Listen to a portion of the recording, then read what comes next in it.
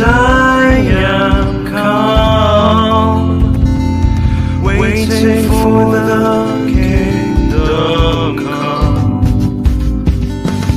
In His name I find, in His name I find, in His name I find the peace I seek.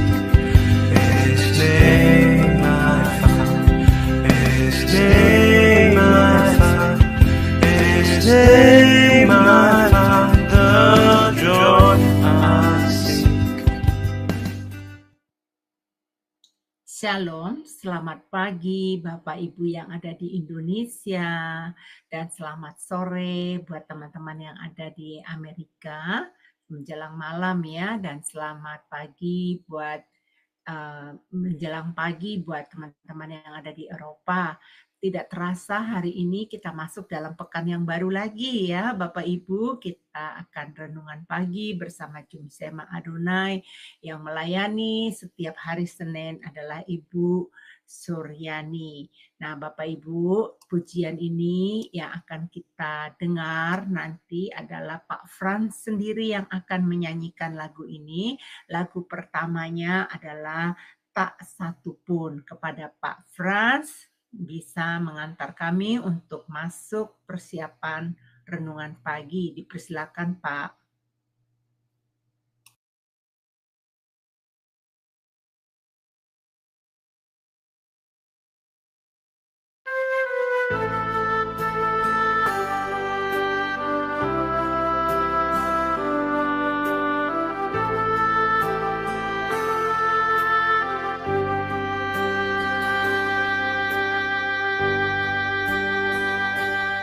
Apa yang dapat memindahkanku?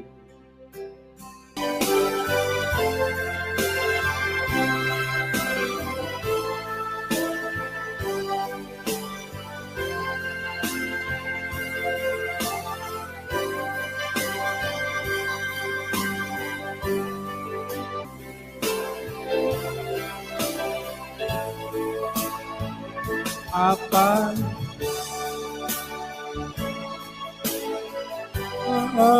itu sahabat yang sejati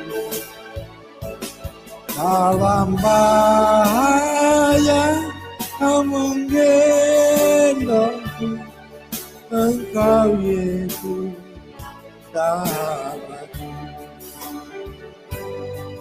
Engkau Yesus sahabatku.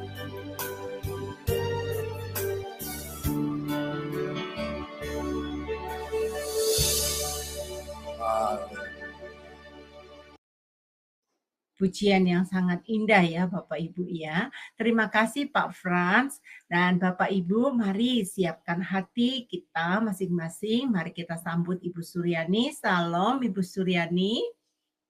Ya, shalom. Selamat pagi. Ibu cerdas sekali. Selamat pagi buat Ibu. Bu Heni. Ya, baik Bu, kami siap untuk mendengarkan renungan. Dipersilakan Ibu untuk memimpin doa firman Tuhan. Saudara yang kekasih, mari kita berdoa. Kami serahkan sekali lagi Tuhan untuk jam firman Tuhan ini ke dalam tangan-Mu. Kami minta Allah Roh Kudus menyingkapkan kebenaran-Mu Tuhan, buat kami mengerti sehingga kami boleh bertumbuh di dalam Engkau Tuhan, dan terus menghasilkan buah-buah kebenaran. Pakai hamba urapi dengan kuasa-Mu, supaya setiap kata, setiap kalimat yang keluar sesuai dengan kehendak-Mu. Berfirmanlah Tuhan dalam nama Yesus. Haleluya, amin. Ya, saudara, puji Tuhan, selamat pagi yang ada di Indonesia, selamat malam, dan selamat sore ya. Oke, saudara yang kekasih, kita akan belajar bersama-sama pada hari ini, hidup orang benar. Ya, hidup orang benar. Kita akan baca dari Amsal pasal yang keempat ayat 18-19, demikian bunyinya.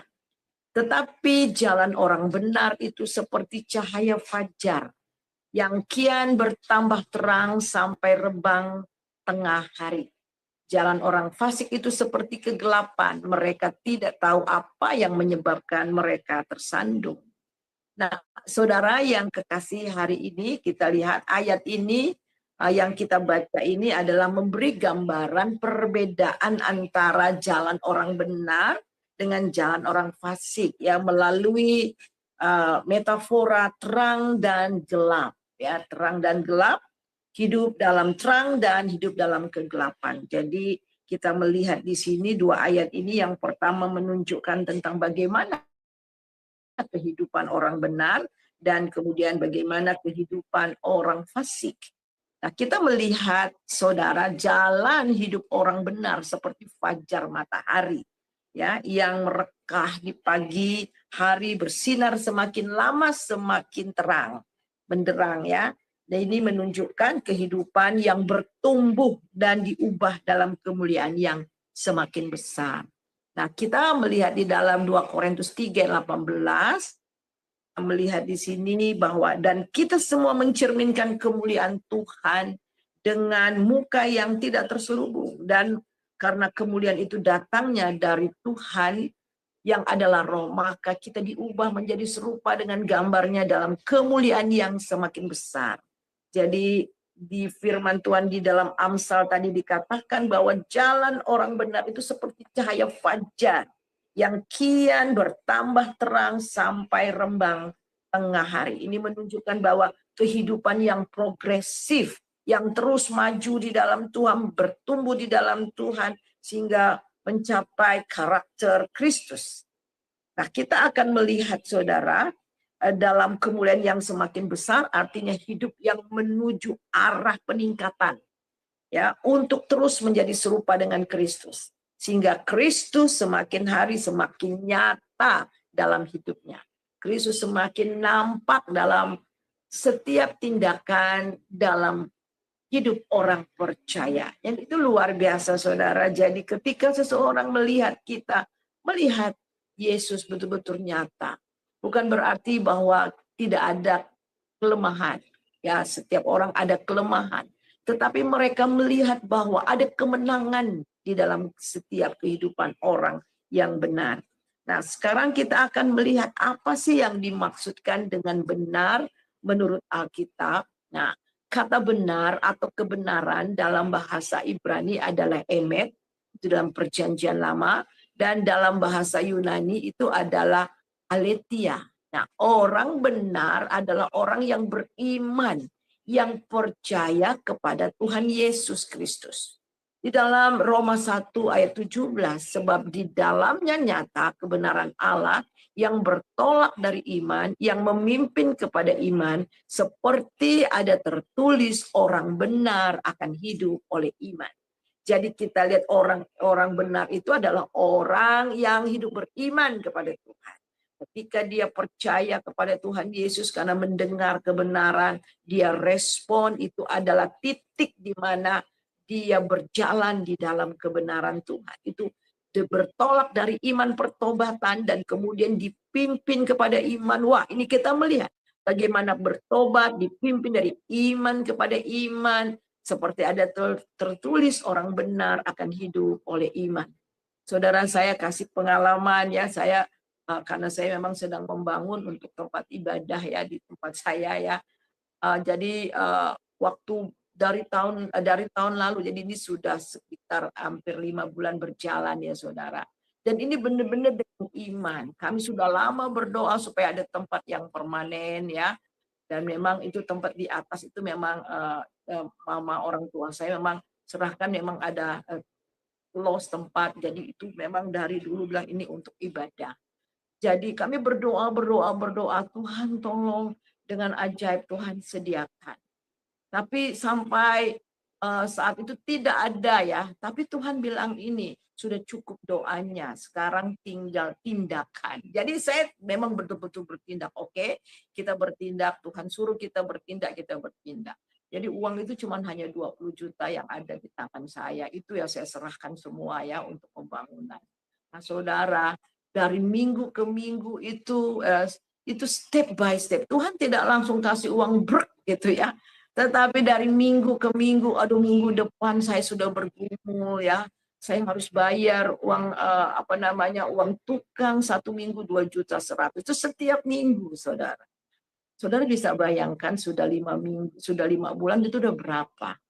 Dan semua itu mukjizat, saudara. Saya pikir-pikir, ini dari mana Tuhan? Tapi itu luar biasa ya, itu iman.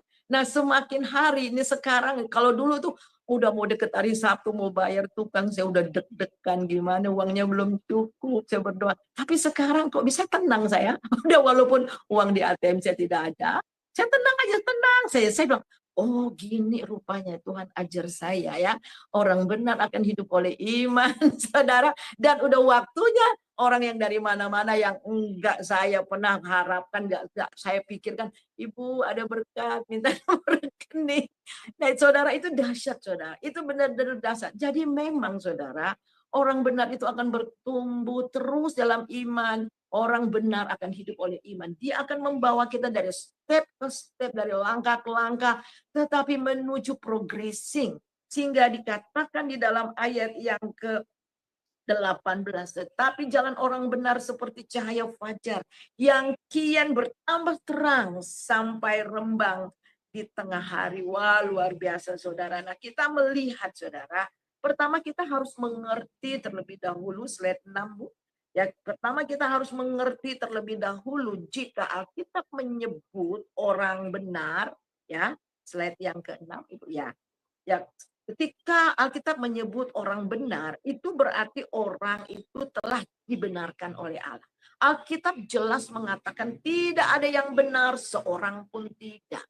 Artinya, saudara, menurut standar Allah tidak ada yang benar. Kita semua sudah berdosa, saudara. Tidak ada yang benar di hadapan Allah. Tetapi Alkitab katakan orang benar itu berarti orang yang sudah dibenarkan oleh Allah. Dan apa dasar kebenaran itu? Iman kita kepada Tuhan Yesus. Iman pada kematian dan kebangkitannya. Iman pada Yesus dan karya keselamatannya. Kita akan melihat dalam Roma 3 ayat 22 dan 24. Minta tolong Ibu. Yaitu kebenaran Allah karena iman dalam Yesus Kristus bagi semua orang percaya. Sebab tidak ada perbedaan. Karena semua orang telah berbuat dosa dan telah kehilangan kemuliaan Allah. Dan oleh kasih karunia telah dibenarkan dengan cuma-cuma karena penebusan dalam Kristus Yesus. Iya, jadi jelas tidak ada perbedaan, saudara. Semua orang harus dibenarkan dengan oleh iman kepada Tuhan Yesus Kristus, karena semua orang sudah berdosa, dan oleh kasih karunia telah dibenarkan dengan cuma-cuma. Jadi oleh karena kasih karunia Tuhan, oleh karena iman dan kasih karunia, kita dibenarkan dengan cuma-cuma karena penebusan di dalam Kristus Yesus. Di dalam 2 Korintus 5 ayat 21 di sini dikatakan, dia yang tidak mengenal dosa telah dibuatnya menjadi dosa karena kita, supaya dalam dia kita dibenarkan oleh Allah. Jadi jelas, saudara, kita dibenarkan karena penebusan Tuhan Yesus Kristus. Dia yang tidak mengenal dosa dibuatnya menjadi berdosa ketika di kayu salib. Semua dosa-dosa seluruh zaman, dosa saudara dan saya ditimpakan di atas salib. Dia menjadi berdosa di atas kayu salib, bukan dosanya sendiri, tapi dosa saudara dan saya. Sehingga kita yang percaya kepadanya, tegas firman Tuhan katakan, kita dibenarkan. Wow, dahsyat banget, saudara. Nah, ini tidak ada konsep yang seperti ini di luar sana, hanya ada dalam Alkitab. Nah, apa yang dimaksudkan kita dibenarkan oleh Allah? Ada 3 hal terjadi ketika Allah membenarkan kita. Yang pertama itu dosa-dosa kita diampuni, saudara. Karena dosa itu jaminannya adalah darah. Tidak ada pengampunan tanpa penumpahan darah. Darah Yesus sudah tercurah di atas kayu salib. Sehingga kita yang bertobat mengaku dosa-dosa kita diampuni. Dan Alkitab katakan, Yesus katakan, tetelestai, sudah selesai di atas kayu salib. Kemudian yang kedua itu hukuman dibatalkan dan hubungan kita dipulihkan. Yang pertama kita akan melihat dosa kita, ya kembali Bu, dosa kita diampuni. Hidup orang benar adalah hidup di dalam pengampunan Allah. Wow, saudara dan saya yang sudah percaya Yesus, kita hidup dalam pengampunan Tuhan. Ini luar biasa. Orang yang telah mengalami pengampunan Tuhan akan mudah mengampuni orang lain. Sehingga mereka bebas dari luka-luka hati, sakit hati, dendam, dan sebagainya, saudara. Jadi kalau ada orang katakan dia sungguh-sungguh percaya sama Tuhan, tetapi dia tidak membereskan juga segala kesalahan orang lain terhadap dia, kita harus tanda tanya, apakah dia benar-benar sudah hidup di dalam pengampunan Tuhan. Seseorang yang sudah mengalami pengampunan dari Tuhan akan mudah mengampuni orang lain. Tetapi kalau dia belum mengalami pengampunan daripada Tuhan, akan sulit untuk mengampuni orang lain. Nah, oleh sebab itulah dalam doa Bapa kami dikatakan, dan ampunilah kami akan kesalahan kami seperti kami juga mengampuni orang yang bersalah kepada kami. Jadi kita lihat orang benar akan mampu berkata dalam doa Bapa kami, ampunilah kesalahan kami seperti kami sudah mengampuni orang yang bersalah kepada kami. Jadi kita lihat, katakan kami juga mengampuni orang yang bersalah kepada kami. Jadi mereka adalah orang yang sudah mengampuni, membereskan luka-luka hati, luka karena pahit dan sebagainya ya terhadap orang lain ya.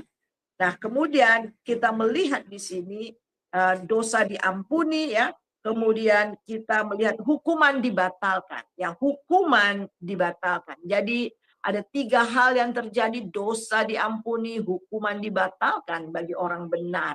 Kita melihat demikianlah sekarang tidak ada penghukuman bagi mereka yang ada di dalam Kristus Yesus. Jadi orang-orang yang sudah dibenarkan hukumannya dibatalkan. Karena Kristus sudah menanggung hukuman bagi mereka. Kita lihat di dalam Roma 5 ayat yang ke-9. Lebih-lebih karena kita sekarang telah dibenarkan oleh darahnya, kita pasti akan diselamatkan dari murka Allah. Iya, karena kita sudah dibenarkan, kita juga saudara diselamatkan dari murka Allah. Jadi hidup orang benar bebas dari intimidasi. Intimidasi iblis karena dia percaya bahwa Tuhan telah menanggung semua hukuman kutuknya. Jadi dia bebas hidup dari ketakutan. Jadi orang benar tidak takut kena kutuk, kena tulah, kena segala macam. Aduh, nanti saya kena kutuk, nanti saya kena tulah. Enggak, saudara. Karena apa, saudara? Karena semua kutuk kita, semua tulah kita, karena dosa-dosa kita sudah ditanggung di atas kayu salib.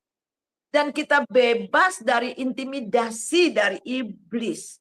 Jadi kalau ada kita merasa takut nanti gimana dosa ini, aduh saya ini. Saudara, itu intimidasi setan. Kalau kita sudah bereskan ya semua dosa-dosa kita, saudara, dan sudah ditanggung di atas kayu salib, tidak ada lagi intimidasi setan karena kita sudah menerima betul-betul ya, kita menerima betul-betul keselamatan yang di dalam Tuhan. Kita melihat saudara di dalam Roma 8 ayat 15, Bu, tolong slide yang berikutnya. Sebab kamu tidak menerima roh perbudakan yang membuat kamu menjadi takut lagi, tetapi kamu telah menerima roh yang menjadikan kamu anak Allah. Oleh roh itu kita berseru, ya Abba, ya Bapa.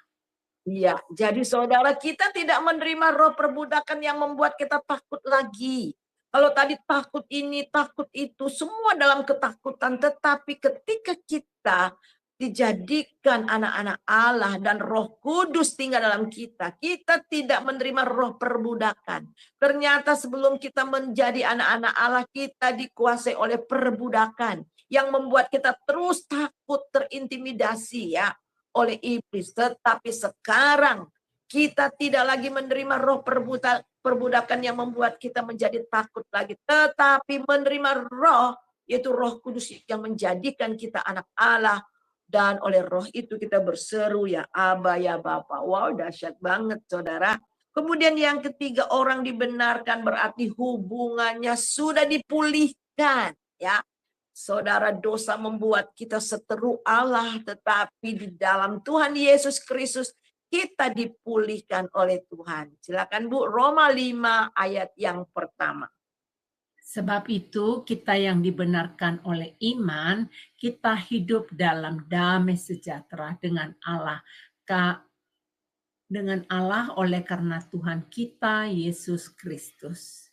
Ya, wah dahsyat ya saudara. Coba saudara pikirkan ini, ayat ini memang luar biasa, sangat memberkati. Dan sangat betul-betul saya bangga memiliki Tuhan Yesus. Sebab kita dibenarkan karena iman, kita hidup dalam damai sejahtera dengan Allah. Saudara, kita benar-benar damai ya.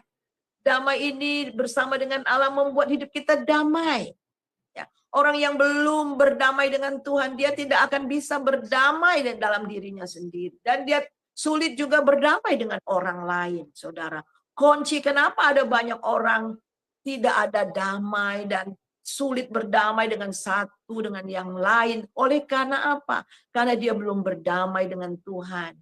Nah, bagaimana kita bisa berdamai dengan Tuhan? Kita harus mengalami dibenarkan lebih dahulu. Bagaimana kita bisa dibenarkan? Kita harus bertobat, meminta ampun segala dosa kita, dan sungguh-sungguh percaya menerima Dia sebagai Tuhan dan Juru Selamat.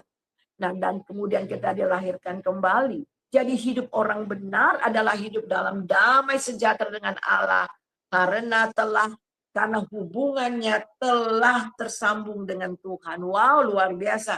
Kita sudah terhubung dengan Tuhan. Nah, damai sejahtera mereka memiliki, ya kita melihat yang mereka miliki tidak tergantung dari situasi atau keadaan sekitar mereka. Bahkan damai itu tidak akan hilang di tengah badai sekalipun. Jadi orang-orang benar kita melihat di tengah badai sekalipun mereka bisa tenang. Mereka tetap ada damai. Karena damai yang diberikan oleh dunia berbeda dengan damai yang diberikan oleh Allah, kata Tuhan Yesus. Damai yang kuberikan tidak sama dengan damai yang diberikan oleh dunia. Damai di dalam dunia ini tergantung keadaan ketika runyam, ketika masalah tidak lagi berjalan dengan baik dan masalah penuh tantangan dan banyak orang kehilangan damai. Tetapi orang yang sudah berdamai dengan Allah memiliki damai, hubungan yang dekat dengan Tuhan. Dia bisa tetap bermegah di dalam keadaan sengsara sekalipun. Kita akan melihat itu di dalam Roma 5 ayat 3-5. Silakan Bu. Dan bukan hanya itu saja, kita malah bermegah juga dalam kesengsaraan kita, karena kita tahu bahwa kesengsaraan itu menimbulkan ketekunan, dan ketekunan menimbulkan tahan uji, dan tahan uji menimbulkan pengharapan, dan pengharapan tidak mengecewakan, karena kasih Allah telah dicurahkan di dalam hati kita oleh Roh Kudus yang telah dikaruniakan kepada kita. Amin. Amin. Jadi luar biasa ya saudara ya. Kita melihat ya kita hidup dalam damai sejahtera dengan Allah. Bahkan bukan hanya itu saja, kita malah bermegah juga di dalam kesengsaraan kita ya.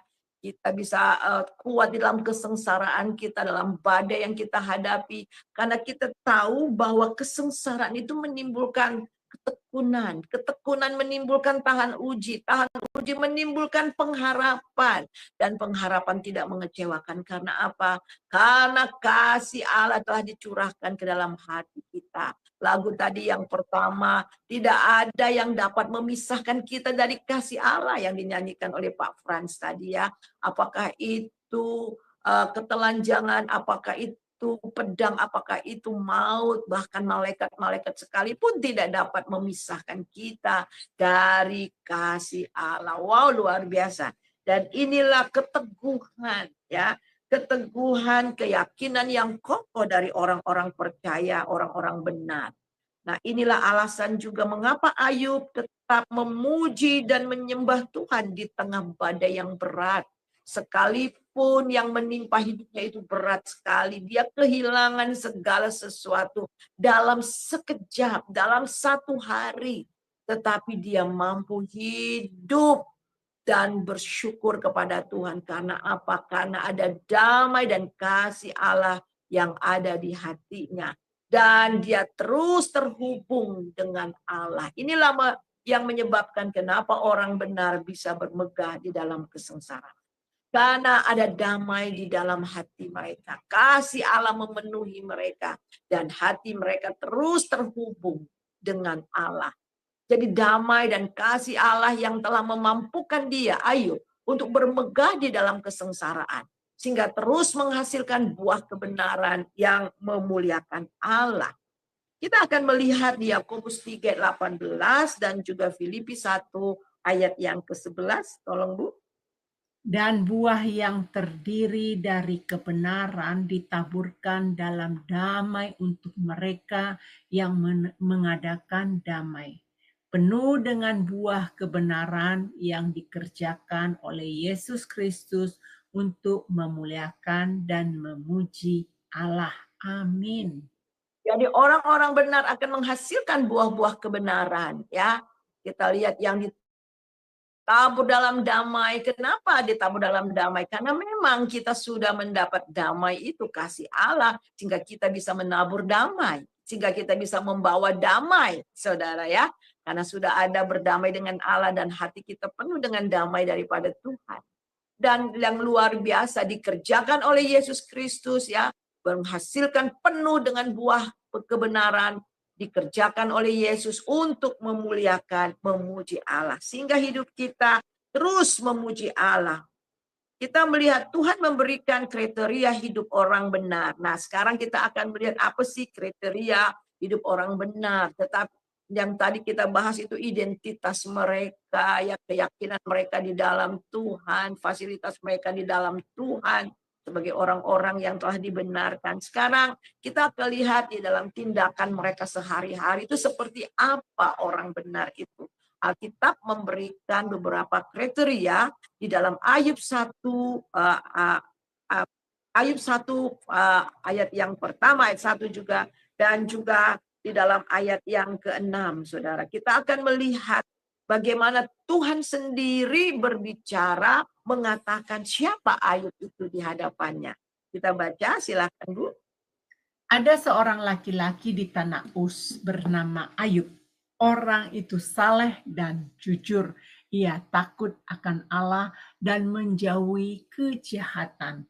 Lalu bertanyalah Tuhan kepada iblis, apakah engkau memperhatikan hambaku Ayub? Sebab tiada seorang pun di bumi seperti dia yang demikian saleh dan jujur, yang takut akan Allah, menjauhi kejahatan.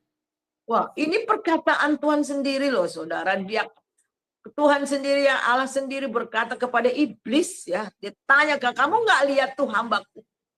Rupanya iblis itu berkeliaran ya, menjelajahi bumi, melihat orang-orang yang ada di bumi. Dan Tuhan bilang, kamu tidak lihat itu hambaku? Hambaku Ayub ya. Tiada seorang pun di bumi ini seperti dia. Wah, luar biasa. Saleh, jujur, takut akan Tuhan, menjauhi kejahatan. Jadi, saudara, Tuhan kenal kita, Tuhan tahu apa yang kita lakukan, dia kenal. Bahkan Tuhan sendiri memuji kita ya di hadapan iblis. Kamu nggak kenal ya, kamu nggak kenal tuh Ayub, kamu nggak kenal tuh Heni, kamu nggak kenal tuh Kartika, kamu nggak kenal. Wow, luar biasa ya. Ini benar-benar ya, saudara. Kamu nggak perhatikan tuh hambaku ya. Jadi Tuhan tahu apa yang kita kerjakan, apa yang kita buat. Nah, kita melihat, saudara, dari kedua ayat ini kita melihat dengan tegas bahwa dia mengenal Ayub hambanya yang hidup benar di hadapannya. Nah, kemudian kita melihat kriteria yang Tuhan sebutkan itu adalah yang pertama, hidup Ayub itu saleh, ya, saleh, godliness, ya. Orang yang hidup tak bercacat atau bersih, baik di hadapan manusia maupun di hadapan Tuhan, ya. Jadi saudara, orang yang hidup saleh menjadi teladan yang baik. Paulus katakan, ikutilah teladanku. Orang yang hidup saleh, orang benar hidup saleh, dia bisa, kamu contohin dong hidupku. Jadi dia selalu contoh hidupku. Jadi hidupnya itu menjadi inspirasi, menjadi contoh bagi orang lain. Nah, inilah tujuan Allah memilih kita, agar kita hidup kudus dan tak bercacat di hadapannya. Godliness itu berarti hidup tak bercacat, bersih, baik di hadapan Tuhan. Kita baca 2 Petrus 1 ayat 3 dan 4.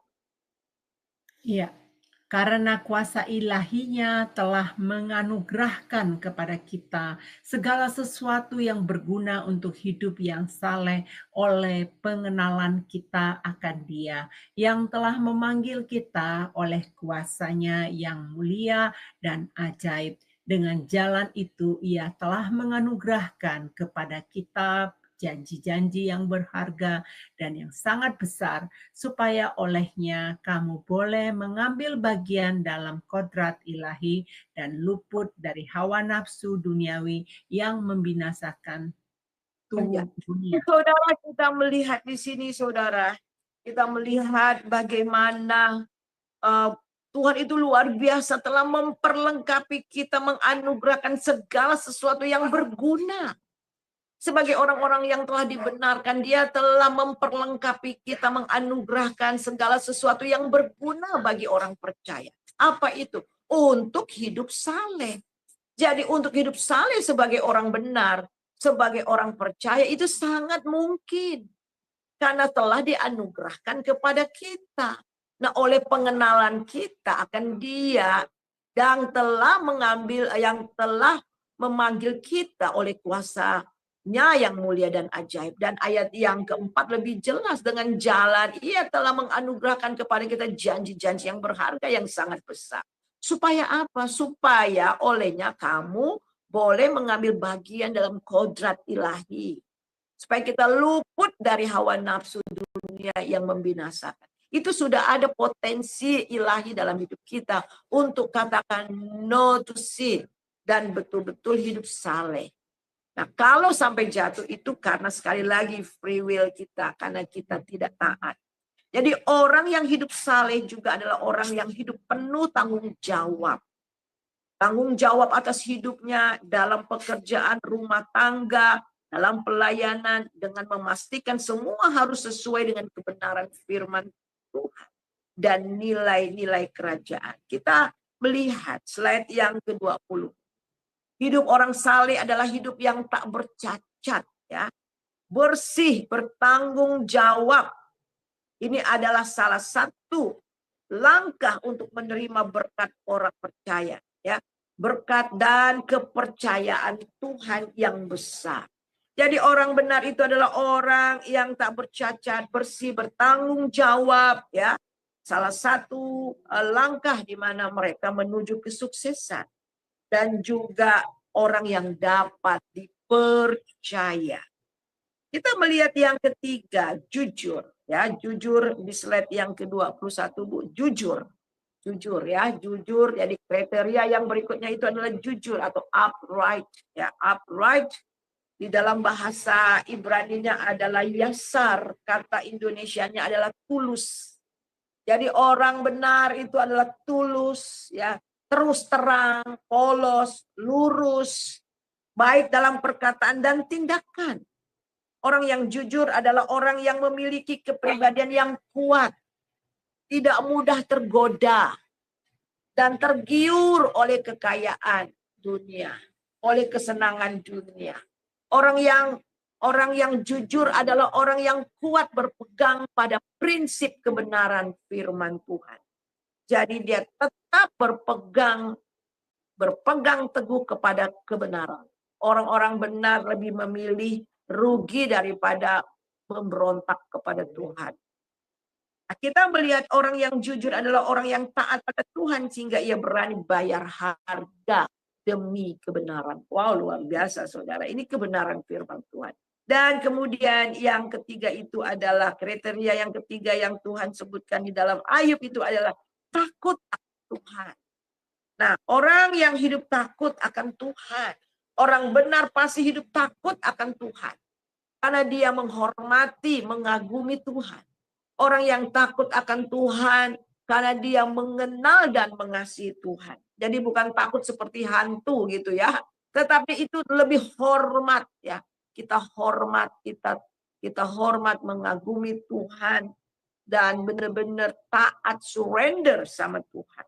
Sehingga kita betul-betul tidak mau menyakiti hati Tuhan. Tidak mau membuat dia berduka karena kita. Jadi orang yang takut akan Tuhan adalah orang yang memahami kekudusan, keadilan, dan kebenaran Allah. Takut akan Tuhan dapat membangun seseorang menjadi penyembah Tuhan yang sejati dan yang berkenan kepadanya. Kita melihat yang keempat. Kita lihat yang keempat. Lagi Bu, ya, slide ya. Kita melihat ya menjauhi kejahatan. Nah, orang yang benar, jalan orang benar menjauhi kejahatan. Jadi orang benar tidak kompromi terhadap dosa. Ada banyak orang benar, orang yang mengatakan Kristen sudah tahu bahwa itu dosa. Sudah tahu bahwa itu nggak berkenan kepada Tuhan. Dia tahu persis. Tetapi dagingnya lemah, saudara, sehingga kompromi. Ada orang bilang sama saya pernah satu kali, Bu, gimana ya kehidupan orang Kristen? Saya ini di dunia bisnis, Bu. Kalau kita jujur, 100% jujur, Bu. Apa kita dapat untung, Bu? Itu yang nanya itu orang Kristen. Yang saya lihat hidupnya itu benar-benar ya, saudara. Nah, kita melihat itu Alkitab tegas mengatakan yang melakukan transaksi semuanya dengan sewajarnya, saudara. Ya, bukan berarti kita nggak ikutin apa. Kalau kata dunia maksudnya begini. Kalau umpamanya memang harus dapat 30% ya kita ambil 30%. Maksudnya itu adalah kita melakukan benar-benar transaksi dengan jujur. Jangan misalnya dagang ya, kita dagang beras. Kita dagang beras 1 kilo kita ambil saja 1 gelas. Ya, nggak kelihatan kan? Ini ada 1 karung ya, kita ambil 1 gelas. 1 gelas. Ada beberapa karung kita ambil 1 gelas. Kalau segelas yang lumayan dapat untungnya 1 karung. Bukan seperti itu, saudara. Kita melakukan transaksi dengan transparan dan jujur. Ya, kita meningkatkan kualitas. Kualitas yang kalau kita kualitas baik, orang juga berani bayar yang agak mahal ya. Tetapi kita juga mau menguntungkan orang lain. Jangan mau untung tetapi merugikan orang lain. Merugikan orang lain. Jadi kita memang melakukan transaksi dengan wajar itu di dalam kita melihat di dalam Mazmur 112 ya, saudara. Jadi kita melihat menjauhi kejahatan. Sudah tahu itu jahat, jangan lakukan. Sudah tahu bahwa itu tidak berkenan, jangan lakukan demi keuntungan. Nah, kita lihat bagaimana Yusuf luar biasa ya. Luar biasa, sungguh-sungguh dalam Tuhan. Kita baca Kejadian 39 ayat 9, Bu. Kembali lagi. Ya, satu lagi. Ya, itu silakan. Kejadian 39 ayat yang ke-9. Bahkan di rumah ini tidak lebih besar kuasanya daripadaku, dan tiada yang tidak diserahkan kepadaku selain daripada engkau. Sebab engkau istrinya, bagaimana mungkin aku melakukan kejahatan yang besar ini dan berbuat dosa terhadap Allah. Nah, saudara, bagi Yusuf ini adalah teladan yang luar biasa, yang hidup takut akan Tuhan dan menjauhi kejahatan. Seorang laki-laki, saudara, ditawarin seperti itu biasanya saya ingat adik saya, Uti, selalu dia bilang, wah kelepek-kelepek dia. Kelepek-kelepek, akhirnya ya saudara jatuh, ada banyak orang jatuh. Ya. Padahal ada kesempatan, sebenarnya ada kesempatan, tidak ada orang di situ, hanya dia dengan istri Potifar. Tetapi kita melihat berkali-kali istri Potifar menggoda dia, dan dia katakan, bagaimana mungkin aku melakukan kejahatan yang besar ini dan berbuat dosa terhadap Allah. Dan akhirnya dia dipenjara. Jadi sekali lagi, orang yang benar, jalan orang benar, yang pertama kriterianya menjauhi kejahatan. Lebih baik dia dipenjara daripada dia melakukan dosa yang menduka citakan Tuhan. Berani bayar. Kemudian kita lihat, saudara, mari kita melihat janji-janji Tuhan bagi orang benar. Nah, kita lihat slide yang berikutnya. Kita melihat ya, saudara, yang pertama, anak cucunya akan perkasa di bumi dan diberkati. Saudara, karakter orang benar itu akan diwarisi kepada anak cucu. Orang benar, imannya, teladannya, tingkah lakunya, semua akan diwarisi kepada anak cucunya, saudara. Ini penting bagi orang tua. Jadi orang benar, orang tua yang benar di hadapan Tuhan, anak cucunya akan perkasa di bumi, dan akan diberkati dan menjadi berkat. Silakan Ibu, Mazmur 112 ayat 1. Haleluya. Berbahagialah orang yang takut akan Tuhan, yang sangat suka kepada segala perintahnya. Anak cucunya akan perkasa di bumi, angkatan orang benar akan diberkati. Amin. Amin ya. Kemudian Bu, Mazmur 37 ayat 25. Dahulu aku muda, sekarang telah menjadi tua. Tetapi tidak pernah kulihat orang benar ditinggalkan, atau anak cucunya meminta-minta roti. Loh, ini ayatnya kayak saya yang berbicara, Bu. Benar, saya kan udah tua, Bu. Ya, ini luar biasa ya. Ya. Jadi, saudara ya, hidup orang benar itu ya, saudara. Anak cucunya nggak pernah ditinggalkan. Saya melihat, menyaksikan banyak sekali. Saya pergi dari daerah ke daerah. Saya tinggal di rumah-rumah hamba Tuhan yang sederhana. Tapi anak cucunya wow perkasa. Ya. Bahkan ada yang jadi bupati, ada yang jadi guru, kepala sekolah, dan sebagainya. Dan saudara, karena apa? Karakter orang tua, iman orang tua, teladan orang tua. Sehingga anak-anaknya juga dalam menjalani kehidupan itu sungguh-sungguh dalam Tuhan. Sehingga diberkati, saudara. Nah, inilah janji Tuhan.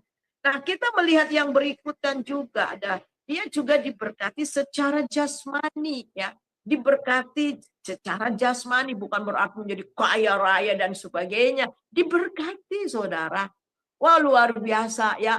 Orang yang saya lihat juga bagaimana saya pergi ke daerah-daerah tempat-tempat pelayanan yang memang hamba Tuhan, anak Tuhan yang sederhana, tapi orang tidak kunjung berhenti datang ke rumahnya, dia tampung orang, memberi makan orang, dan sebagainya. Dan saya lihat betul-betul diberkati, karena saya juga alami ini, saudara. Ketika saya masih di Kalimantan, rumah saya itu seperti mission house. Dari mana-mana datang, saudara. Ya, sebelum orang datang, dan saya belum tahu bahwa ada orang mau akan nginep berapa orang, 10 orang, kadang-kadang ya 15 orang. Dan sebelum itu saya pergi pelayan ke daerah, tiba-tiba saya dikasih beras 1 karung. Semua, banyak sekali, saya bilang gitu. Iya Bu, katanya bilang gitu, bawa aja ini berkat.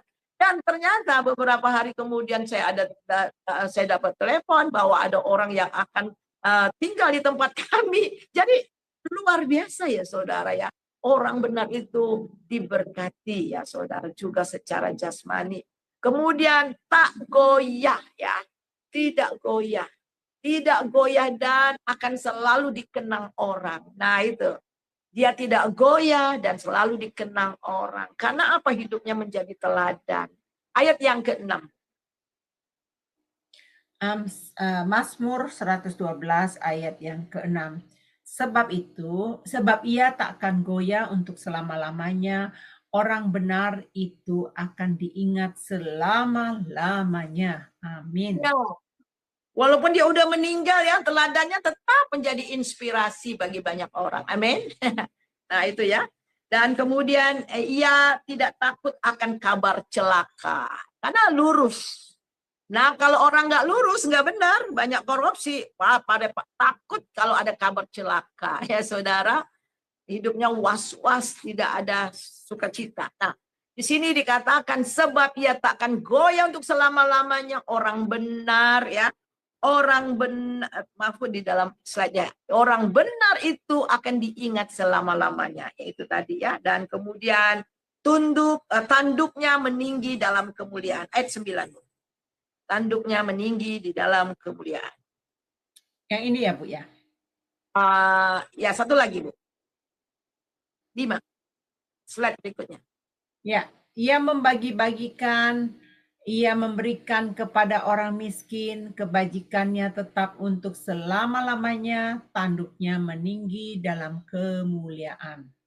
Ya, luar biasa ya saudara, ia membagi-bagikan ya. Membagi-bagikan, ia memberi kepada orang miskin ya saudara. Kebajikannya tetap untuk selama-lamanya. Tanduknya meninggi di dalam kemuliaan. Conclusionnya menjalani, slide yang berikutnya Bu, conclusion. Nah, kita melihat menjalani hidup sebagai orang benar memang tidak mudah ya. Itu banyak, maaf itu salah tulis, itu banyak tantangan. Banyak tantangan terutama di tengah-tengah di zaman sekarang ini yang seringkali bertentangan dengan nilai-nilai kebenaran. Ya, kita hidup di tengah-tengah orang banyak belum tidak percaya sama Tuhan. Ya, ini tidak mudah. Namun dengan iman yang teguh kepada Tuhan dan tetap berpegang pada kebenaran, kita akan menang dan dapat menjalani hidup yang berkenan kepada Tuhan dan menjadi berkat bagi orang lain. Dan terakhir firman Tuhan yang akan saya bacakan, Filipi 2 ayat 15, supaya kamu tiada beraib dan tiada bernoda, sebagai anak-anak Allah yang tidak bercela di tengah-tengah angkatan yang bengkok hatinya dan yang sesat ini, sehingga kamu bercahaya di antara mereka seperti bintang-bintang di dunia. Amin. Ya, silakan Ibu Heni berdoa, mengucap syukur untuk kebenaran firman. Terima kasih banyak Ibu atas firman yang diberikan kepada kami, luar biasa pesan Tuhan mengenai renungan hari ini, hidup orang benar. Bapak Ibu, mari kita merenungkannya. Tadi ada ayat juga berkata bukan hanya kita membacanya, tetapi kita juga menjadi pelaku firman Tuhan. Baik Bapak Ibu, mari kita satukan hati di dalam doa. Bapa Surgawi, kami mengucap syukur ya Bapa. Hari ini kami diajak untuk merenungkan kebenaran firman-Mu dari kitab Roma. Engkau mengajarkan kami, hidup kami oleh iman Tuhan.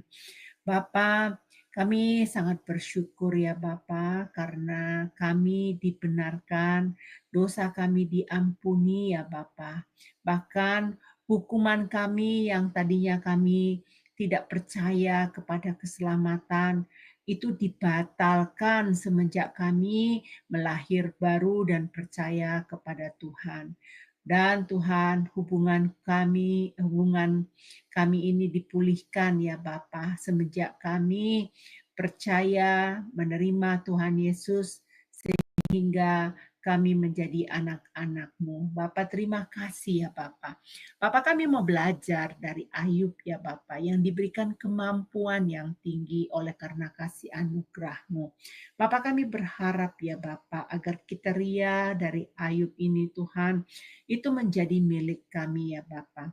Kami mau hidup saleh seperti apa yang Engkau ajarkan kepada Ayub ya Bapa. Hidupnya juga jujur ya Tuhan. Hidup yang takut akan Tuhan. Hidup yang menjauhi kejahatan. Bapa, mampukan kami ya Tuhan. Agar kami bisa melakukan hal ini ya Bapa. Bapa Surgawi, kami mau menerima janji-janji dari Tuhan untuk dibenarkan. Agar anak cucu kami Tuhan menjadi perkasa di bumi ini dan akan selalu diberkati. Karena melalui kehidupan kami Tuhan, maka keturunan kami Tuhan akan diberkati ya Bapa. Begitu banyak pesan-pesan-Mu pada hari ini Tuhan, ajar kami untuk bisa mengaplikasikan itu ke dalam kehidupan kami dan berkati teman-teman yang ada di Zoom maupun yang di live streaming, siaran tunda nanti yang mendengarkan, biarlah mereka juga sama-sama diberkati sama seperti Engkau memberkati kami saat ini. Bapa, kami mau mengangkat Ibu Suryani di hadapan-Mu. Kami mau menyerahkan dia di dalam tangan kasih-Mu. Kami percaya ya Bapa, Engkau mengetahui pergumulan hamba-Mu ini. Janji-janji-Mu itu ya dan amin ya Tuhan. Dia telah merasakan. Dia tidak perlu khawatir lagi hidup jadi orang benar, akan melihat mujizat dari hari ke hari. Kalau hari ini Tuhan dia bisa melewati masa pembangunan gereja, itu semua karena kasih anugerah-Mu. Bapa, berkati Ibu Suryani dalam pelayanannya sebagai gembala, sebagai pendoa, sebagai guru, sebagai pengajar. Tuhan, biarlah Engkau memberkati Ibu Suryani, Engkau tambahkan hikmat yang dari surga atas hamba-Mu. Bapa, kami mengangkat tangan kami ya Tuhan kepadamu saat ini. Bukakan tingkap-tingkap langit Tuhan untuk Ibu Suryani saat ini, dicurahkan, dipenuhkan lumbung-lumbungnya, sehingga rumah ibadah yang akan dibangun ini dapat terselesaikan dengan sempurna Tuhan. Apapun yang mereka butuhkan Tuhan, Engkau kirim anak-anak Tuhan, gerakkan hati anak-anak Tuhan untuk mengambil bagian kerajaan-Mu ini ya Bapa. Hamba bersyukur ya Tuhan, mujizat-Mu nyata sampai hari ini. Terima kasih ya Bapa. Bapa, kami mengucap syukur akan kebaikan Tuhan dalam kehidupan kami semua, dan di dalam nama Tuhan Yesus kami memperalaskan doa kami ini. Haleluya. Amin. Bapak Ibu Surgawi, di tempat masing-masing, mari kita mendengarkan pujian. Pak Frans akan menyanyikan Bagaimana Ku Bernyanyi. Silakan Pak Frans.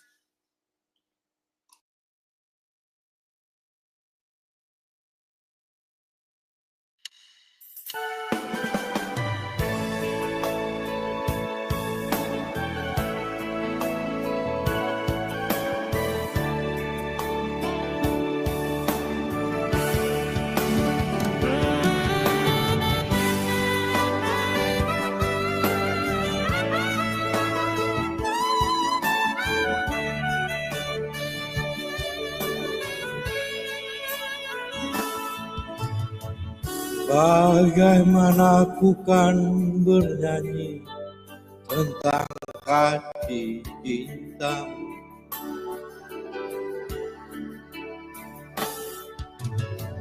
Dapatkah ku rangkai puisi tentang pengorbananmu?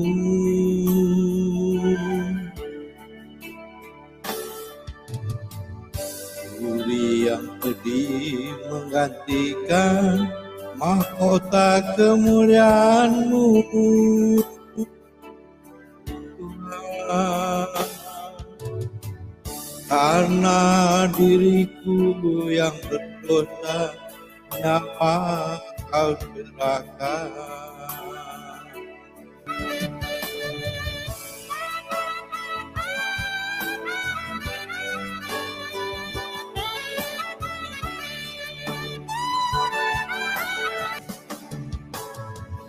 Sebagaimana adanya daku, ku berserah padamu.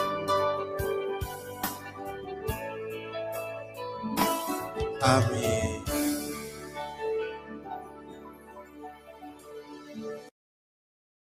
Terima kasih Pak Frans, pujian yang sangat sangat bagus sekali ya, mengajak kita masuk dalam hadirat Tuhan. Bapak Ibu, malam hari ini kita akan ada pengajaran firman Tuhan seperti biasanya. Kita akan belajar firman Tuhan setiap hari Senin. Dan Bapak Ibu, mari juga saya mengajak besok untuk kita renungan pagi bersama-sama dengan Jum Sema Adonai. Dan Bapak Ibu, sebelum kita berpisah, mari kita menerima berkat dari Ibu Suryani. Kepada Ibu Suryani kami persilakan. Ya, saudara yang kekasih, mari kita angkat hati kita terima berkat daripada kita. Damai, sejahtera, sukacita yang melimpah dari Bapa di dalam Tuhan Yesus Kristus serta persekutuan yang manis di dalam Roh Kudus senantiasa menyertai saudara mulai hari ini sampai Maranatha. Diberkatilah engkau, diberkatilah rumahmu, diberkatilah anak cucumu, diberkatilah orang yang keluar masuk rumahmu, diberkatilah lumbung-lumbungmu, diberkatilah usaha pekerjaanmu, sehingga engkau diberkati dan menjadi berkat. Kita terima hanya dalam nama Bapa, Anak, dan Roh Kudus, di dalam nama Yesus Kristus. Haleluya. Amin. Amin Bu Suryani, terima kasih Bu. Selamat melayani di tempat lain ya Bu ya. Tuhan selalu menyertai Ibu, dan saya percaya apapun menjadi pergumulan Ibu, gereja yang akan disediakan untuk pelayanan akan terbangun sampai selesai ya Bu ya. Puji nama Tuhan. Amin. Baik. Baik Bapak Ibu yang terkasih, sampai ketemu. Tuhan Yesus memberkati. Shalom, shalom, shalom, shalom.